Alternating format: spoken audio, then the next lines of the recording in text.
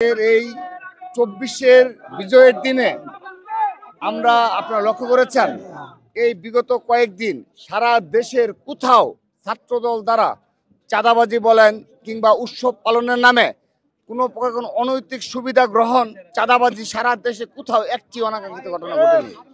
এটি নতুন বাংলাদেশ। এই নতুন বাংলাদেশ আমরা চেয়েছিলাম যেখানে এই বৃহৎ ছাত্র সংগঠন হিসাবে এবং লক্ষ লক্ষ ছাত্রদলের নেতাকর্মী থাকা সত্ত্বেও ছাত্রদল দ্বারা অতীতের যে ছাত্র রাজনীতি প্রচলিত ছিল, বিশেষ করে ছাত্রলীগ দ্বারা এবং যুবলীগ স্বেচ্ছাসেবক লীগ দ্বারা এরা যেভাবে গান বাজনা উৎসবের নামে চাঁদাবাজি লুটতরাজ করে এই 16 ডিসেম্বর পালন করত এবং গান বাজনার নামে সারা রাত সারা দিন সাধারণ জনগণকে অত্যাচার নির্যাতন করত, মানসিক নিপীড়ন করত, সেই কালচারগুলো পুরোপুরি বিলুপ্ত করা হয়েছে। এবং এই নতুন বাংলাদেশ বিনির্মাণে আমরা এক এবং ঐক্যবদ্ধ রয়েছি এবং আমরা সাংগঠনিকভাবে কঠোর অবস্থায় রয়েছি। সে কারণেই আপনি দেখেন সারা দেশে কোথাও সামান্যতম আমাদের অঙ্গ সহযোগী কোনো নেতাকর্মী দ্বারা একটি অনাকাঙ্ক্ষিত ঘটনা ঘটেনি।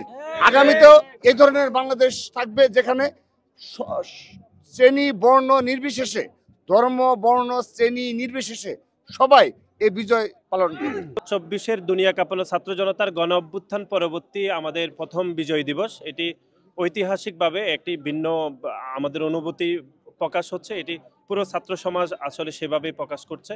আমরা যেটি মনে করছি সেটি হচ্ছে এই ২৪-এর যে গণ অভ্যুত্থান এটি এই জন্যই হয়েছিল যে মানুষ মত প্রকাশ করতে পারছিল না, মানুষের এক ধরনের বৈষম্য হচ্ছিল এবং বাংলাদেশের ৩টি জাতীয় নির্বাচন অনুষ্ঠিত হয়েছিল ১৪, ১৮ এবং ২৪ সালে। মানুষ বিশেষ করে তরুণরা আসলে তাদের মতামত প্রকাশ করতে পারেনি এবং সেটি ঐতিহাসিকভাবে ১৯৭০ সালে যে পাকিস্তানের প্রথম সাধারণ নির্বাচন হয়েছিল সেটা তো যে জনপ্রতিনিধিদের হাতে আসলে রাষ্ট্র ক্ষমতা দায়িত্ব অর্পিত হয়নি। একই সাথে যে বৈষম্যগুলো হয়েছে তারই ধারাবাহিকতায় মহান মুক্তিযুদ্ধ হয়েছিল।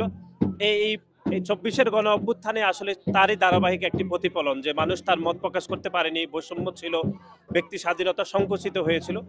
তারই ধারাবাহিকতা আমরা দেখেছি আজকের এই ২৪-এর গণ অভ্যুত্থান পরবর্তী সময়ের ১৬ই ডিসেম্বর একটি ঐতিহাসিক এটি প্রেক্ষাপট।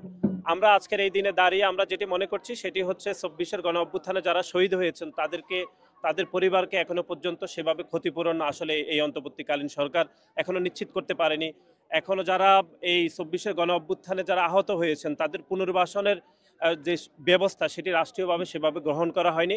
আমরা একই সাথে বাংলাদেশ জাতীয়তাবাদী ছাত্রদল থেকে আমরা দাবি জানাচ্ছি যারা ২৪-এর ছাত্র জনতার গণ অভ্যুত্থানের শহীদ তাদের স্মৃতি সংরক্ষণের জন্য আলাদা ডাটাবেস করা উচিত রাষ্ট্রীয়ভাবে, তাদের নাম ছবি সমস্ত ঠিকানা সহ সেটি আমরা দাবি জানাচ্ছি এবং তাদেরকে মনে রাখার জন্য যুগ যুগ ধরে আমরা স্মারক হিসাবে এটি প্রতীকী কোনো স্মারক প্রতীকী কোনো স্থাপনা করা যায় কিনা সেটি আমরা দাবি জানাচ্ছি। একই সাথে প্রত্যেকটি শহীদদের নামে ঢাকা সহ বিভিন্ন শহরের রাস্তার নামকরণ করা যেতে পারে, এটি বাংলাদেশ জাতীয়তাবাদী ছাত্র দলের পক্ষ থেকে আমরা দাবি জানাচ্ছি।